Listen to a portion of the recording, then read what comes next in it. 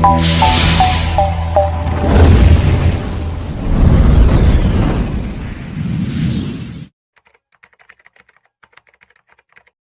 ప్రజలందరికీ నమస్కారం.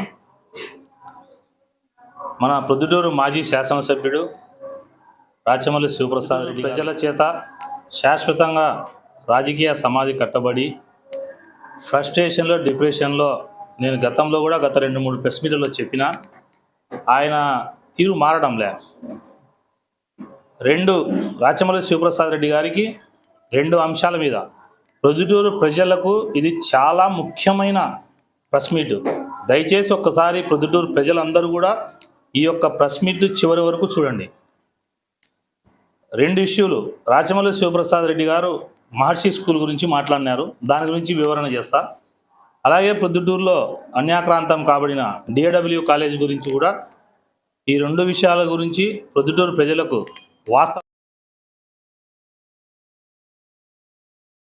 వాస్తవాలు తెలియజేస్తా.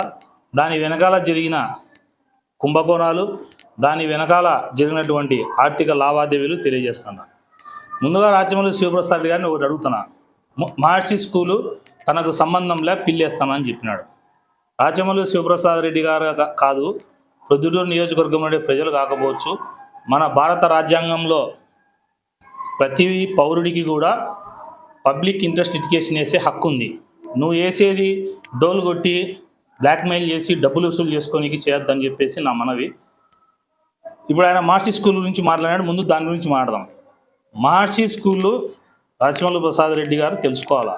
మహర్షి స్కూల్లో LKG UKG నుంచి 6th క్లాస్ వరకు నేను మహర్షి స్కూల్లో చదివినా.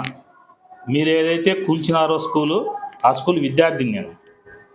రాచమల్లి శివప్రసాద్ రెడ్డి గారు 2022లోనో 23లోనో నేను పోయి ధర్నా చేసిన, నేనే దాన్ని ఆపినా అని చెప్తున్నాడు. నువ్వు ధర్నా చేసిన మాట 100% వాస్తవం. ధర్నా చేసిన తర్వాత జరిగిన పరిణామాలు చెప్పాలా. నువ్వు ధర్నా చేస్తానే ఎవరైతే మహర్షి స్కూల్ వంగల నారాయణ రెడ్డి అని చెప్తున్నాడో, అతను మున్సిపల్ ఎలక్షన్స్లో 5వ వార్డులో వైఎస్ఆర్ కాంగ్రెస్ పార్టీ అభ్యర్థికి మద్దతుగా తిరిగిన ఫోటోలు నా దగ్గర ఉన్నాయి, చూపిమంటావా? విజువల్స్ నేను చూపిమంటావా? ఆ వ్యక్తితో మీ అన్న నువ్వు ఇంట్లో బేరం కుదుర్చుకొని 35 సెంట్లు నీకు ఇచ్చేటట్లుగా, అంటే నీకంటే మీ అన్నకు, నువ్వు ఈ ఇష్యూలు అడ్డం రాకుండా ఉండేదానికి ఇచ్చినారు. ఒక్కరోజు సబ్ రిజిస్టర్ ఆఫీస్ కాడ ధర్నా చేసిన తర్వాత మహర్షి ఎడ్యుకేషన్ సొసైటీకి అది మారింది. మరి నువ్వు ఎందుకు దాన్ని వదిలేసినావు? ధర్నా చేసి వాళ్ళను పిలిపించుకొని మాట్లాడుకొని 35 సెంట్లకు బేరం కుదుర్చుకొని సైలెంట్ అయినావు. ఆ విషయము నాకు తెలిసినాక నేను ముఖ్యమంత్రి గారికి ఫిర్యాదు చేసిన. ఫిర్యాదులో కూడా స్పష్టంగా చెప్పిన, మీ అన్న నువ్వు కొందరు ఈ మధ్యలో తెలుగుదేశం పార్టీలోకి వచ్చిన నాయకులని చెప్పి కూడా నేను ఉత్తర్వులో ఆయనకు రాసిన. తర్వాత ఎంక్వైరీ చేసి ఇప్పుడు రిజిస్ట్రేషన్ ఆపితే, ఇప్పుడు ఎటు ప్రతిపక్షంలో ఉండా వాళ్ళు నాకు ఎట్టా 35 సెంట్లు ఇయ్యరుగా, వాళ్ళు అధికార పార్టీ వాళ్ళు పంచుకుంటున్నారు కాబట్టి నేను దాని లెటర్ పెట్టి బయటికి తీసినా కాబట్టి తూచి నాకు వద్దు ఇప్పుడు అని చెప్పి నేను పిల్లేస్తా అంటున్నావు.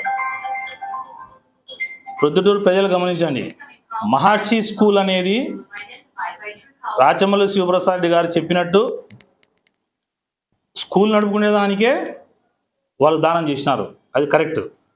దాన్ని నువ్వే విత్తనం నాటింది నువ్వు, ఆ దాని ఆక్రమణ గురిగానికి కారకుని నువ్వు, బీజం వేసింది నువ్వు, వాళ్ళకి సహకరించింది నువ్వు. ధర్నా చేసి వంగలనారాయణ రెడ్డితో రాత్రి మ్యాచ్ ఫిక్సింగ్ చేసుకొని 35 సెంట్లకు నువ్వు ఫిక్స్ చేసుకొని ఈరోజు వాళ్ళ అధికార పార్టీలో నువ్వు ఓడిపోయి ఆయన ఎవరి దగ్గర అయితే ఉన్నాడో వాళ్ళు గెలిచినారు కాబట్టి ఆ గెలిచిన వ్యక్తులకు ఇచ్చుకుంటాడు, నాకు ఇయ్యడు కాబట్టి డబ్బులు అని చెప్పి నేను ఎప్పుడు దాదాపుగా 5 నెలలు ఉంటుంది నేను పిటిషన్ పెట్టి సీఎం గారికి. నాకు విషయం తెలుస్తానే నేను పెట్టి దాంట్లో నీకు భాగం ఉంది కాబట్టి చెబితే ఈరోజు వచ్చి నాకు భాగం లేదంటావా? రైట్. నెంబర్ 2, DAW కాలేజ్ గురించి చెప్పు.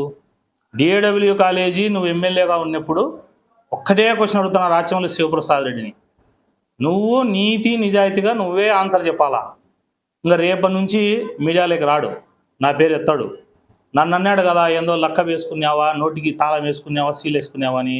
నువ్వేం వేసుకుంటావు చూడు. డిఏడబ్ల్యూ కాలేజీ అక్రమమా సక్రమమా? ఫస్ట్ ఆన్సర్ చెప్పాలా, నువ్వే చెప్పాలి ఆన్సరు. అక్రమమా సక్రమమా? అక్రమం అయితే 5 ఏళ్ళు ఎమ్మెల్యేగా ఉన్నప్పుడు నువ్వేం బిక్తున్నావు? సక్రమం అయితే ఎట్లా సక్రమమో చెప్పు. ప్రొద్దుటూరు ప్రజలారా ఒక్కటే గమనించండి.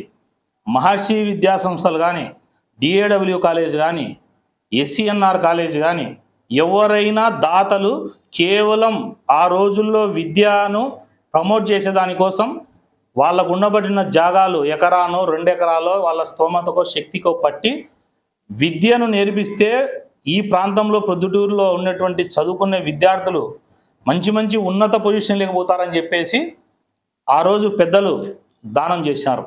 ఆ రోజు దానాల్లో కూడా కండిషన్ ఏం పెట్టినారు, ఈ భూమిని కేవలం ఈ ఫలానా ఇచ్చిన సంస్థ కేవలము స్కూళ్ళు కానీ కాలేజీలు కానీ నడిపేదానికి కానీ ఇస్తే 2 గజ దొంగలు మేలు మీకంటే స్టువర్టుపురం దొంగలు మేలు. కడుపు కోసమో బతికేదాకా కోసమో కొందరు దొంగతనాలు చేస్తారు. మీరిద్దరు గజ దొంగలు. డైరెక్ట్గా నీకు డబ్బు ఇచ్చినాం అని ఒక వ్యక్తి నీకు 70 లక్షలు మేము డబ్బు ఇచ్చినాం డిఏడబ్ల్యూ కాలేజీలో అని మాట చెప్పినాడు. మాట్లాడినావా నువ్వు? 2.5 కోటి అందరి భాగస్తుల దగ్గర డిఏడబ్ల్యూ కాలేజీలో లెక్క తీసుకునేవన్నారు. తీసుకునేవా లేదా? ఆన్సర్ చెప్పు. నువ్వేమంటావు? డిఏడబ్ల్యూ కాలేజీలో మీ అన్నకు నేను ఇప్పుడు చెప్తానా 14% మీ అన్న పెట్టుబడి లేకుండా డిఏడబ్ల్యూ కాలేజీలో షేర్ తీసుకున్నావు నువ్వు. నేను ఎమ్మెల్యేని, మా అన్న రియల్ ఎస్టేటు, మా అన్నకు 14% పెట్టుబడి లేకుండా ఇవ్వండి.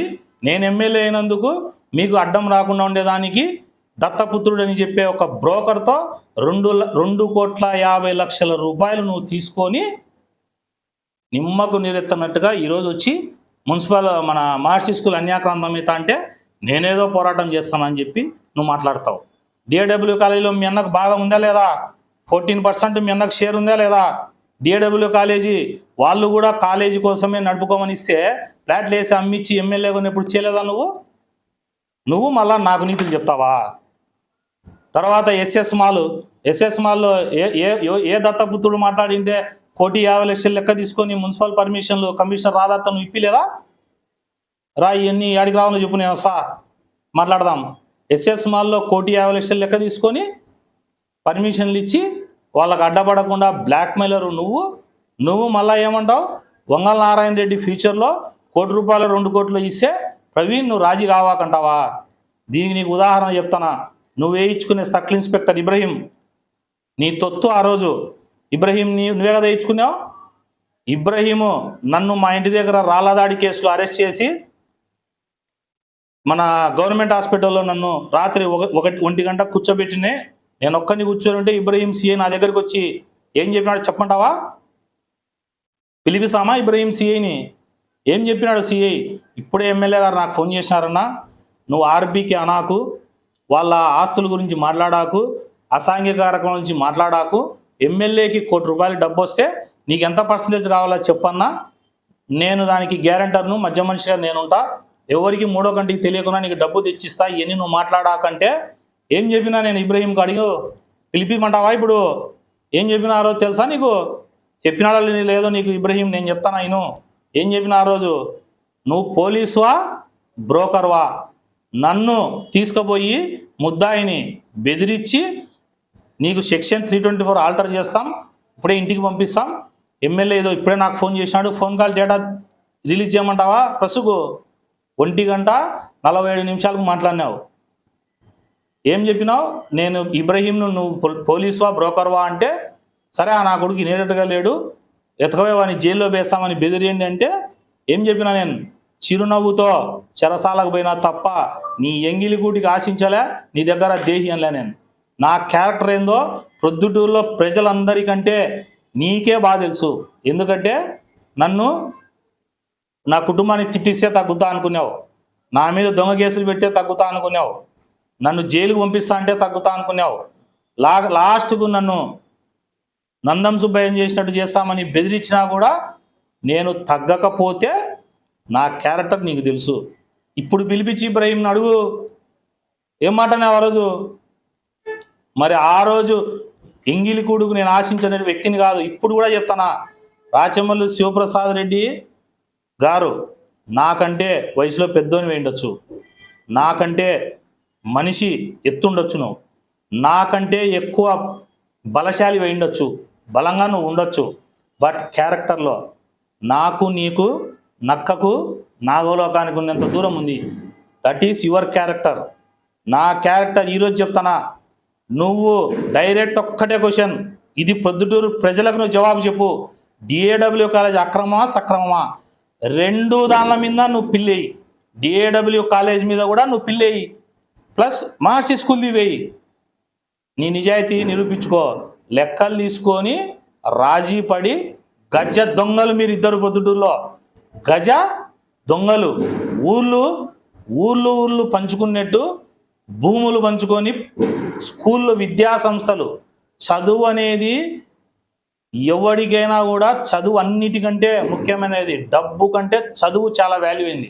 అట్లాంటి చదువు చెప్పే విద్యాలయాల్ని ధ్వంసం చేసి మీ ఆర్థిక ఉగ్రవాదులు మీరు, గజ దొంగలు మీరు ఈరోజు మళ్ళా నా గురించి, నా క్యారెక్టర్ గురించి నువ్వు మాట్లాడతావా?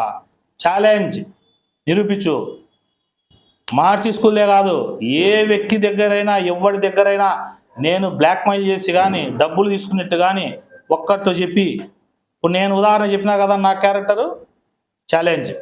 రాచమల్లు ప్రసాద్ రెడ్డి గారే మాట్లాడాలా, ఆయనే జవాబు చెప్పాలా. డిఏడబ్ల్యూ కాలేజ్ ప్లస్ మహర్షి స్కూల్ రెండు నువ్వు పిల్లేస్తేనే నువ్వు కరెక్ట్.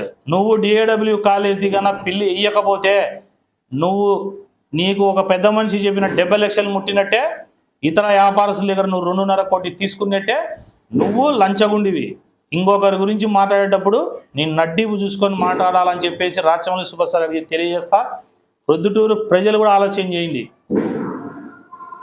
ఈ రహస్య మిత్రులు, రహస్య మీడియేటర్లను పెట్టుకొని ప్రొద్దుటూరులో 100 కోట్ల ఆస్తుల్ని కబ్జా చేయాలని చూస్తున్నారు. ఇటువంటి వాటి అన్నిటి మీద కూడా నువ్వు అన్నావు కదా, అధికార పార్టీలో ఉండి నువ్వు పోరాడు ప్రవీణ్, నేను ప్రతిపక్షంలో ఉన్నావు కాబట్టి కోర్టుకు పోయి న్యాయస్థానంలో పోరాడుతున్నావు కదా. డిఏడబ్ల్యూ కాలేజ్ది, మహర్షి స్కూల్ది మళ్ళీ రెండు ముఖ్యమంత్రి గారికి నేను ఫిర్యాదు చేయబోతాడా. నువ్వు కూడా డిఏడబ్ల్యూ కాలేజ్ మీద ప్లస్ మహర్షి స్కూలు రెండు రిటే అయ్యాలని చెప్పేసి రాచమల్లు ప్రసాద్ రెడ్డి కోరుకుంటా. అలాగే నువ్వు మళ్ళా లాస్ట్లో ఇంతకుముందు చేసినట్టు సబ్ రిజిస్టర్ ఆఫీస్ కాడ అల్లరి చేస్తానే, వాళ్ళు వచ్చి నీతో మాడుకుంటానే డీల్ క్లోజ్ చేసినట్టు ఇది క్లోజ్ చేయకు. నువ్వు క్లోజ్ చేసిన పొద్దుటూరు ప్రజలకు నేను తెలియజేస్తానా, ఎప్పటికైనా ఈ అక్రమ ఆస్తులు కొనేవాళ్ళు at the end of the day ఇబ్బంది పడేది మాత్రం ఖాయం. ఎప్పుడు కూడా రాచమల్లు శివప్రసాద్ రెడ్డి గారు ఊరికే మనిషి మాట్లాడితే ఎట్లా, ఇంకొక ఉదాహరణ, ఇంతకుముందంతా ప్రతిపక్షంలో ఉన్నప్పుడు ఏమంటాను, ప్రవీణ్ పిల్లోడు వానికి ఏంది నేను సమాధానం చెప్పేదంటావు. నిన్న వస్తావు ఓ ముఖ్యమైన వ్యక్తికి సందేశం, ఏంది నువ్వు ఒక స్టాండ్ మీద ఉండు, మళ్ళా నువ్వేమంటావు 20 నుంచి 30% మంది ప్రజలు నువ్వు చెప్పింది నమ్మినారంటావు. ఎస్, క్యారెక్టర్ కలిగినోడు ప్రవీణ్ కాబట్టి నమ్మినారు. 30% ఆఫ్ పబ్లిక్ అంటే నీ లెక్కలోనే 75,000 మంది ప్రొద్దుటూరు వాసులు నేను చెప్పింది నమ్మినారు. అంతకంటే ఎక్కువ నమ్మినారు. కారణం ఏంటంటే ప్రవీణ్ అనేవాడు నిజాయితీగా ప్రొద్దుటూరు ప్రజలకు పనిచేస్తాను. నేను ఈ రోజు కూడా చెప్తాను, నువ్వు అన్నావు కదా నీ పార్టీ అట్లా చేస్తారని, నేనేం నీ ముందుకు వచ్చి ప్రెస్సుకు వచ్చి మా పార్టీ వాళ్ళు చేసేది ఏందని నేను మాట్లాడాల్సిన అవసరం నాకులే. 4 గోడల మధ్యన చంద్రబాబు నాయుడు గారికి, లోకేష్ గారికి ఇక్కడ ఎవరు ఏ తప్పు చేసినా, ప్రొద్దుటూరు ప్రజలను ఎవరు ఇబ్బంది పెట్టినా కూడా ప్రవీణ్ అనేవాడు ప్రొద్దుటూరు ప్రజల కోసమే పనిచేస్తాడు. మా అధిష్టానము వెరీ క్లియర్గా ఉంది. అన్నిటికీ కూడా తొందరలోనే నేను అన్నీ కూడా అధిష్టానం చూసి తీసుకుపోతా. మీ మాదిరి బహిరంగంగా నీకు నేను సమాధానం చెప్పాల్సిన అవసరం లేదు. మా పార్టీ అంతర్గత వ్యవహారాలు ఈసారి తల దూరిస్తే మాత్రం బాగుండదని రాచమల్లు ప్రసాద్ రెడ్డి గారిని హెచ్చరిస్తున్నాం.